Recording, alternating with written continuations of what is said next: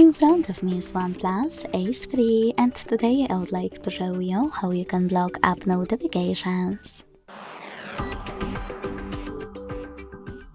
Begin by opening Settings and scrolling down to access Notifications and Status Bar.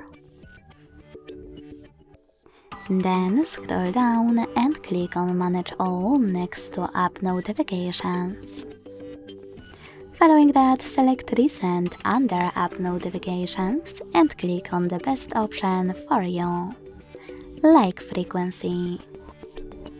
Then tap on blue switcher next to an app from which you want to block notifications, or switch them back on by hitting the same now gray switcher. You can also go back, pick any app from here, and click on this switcher next to Allow Notifications to manage them. Thanks so much for watching. If you enjoyed this video, leave a like, comment and subscribe. Bye!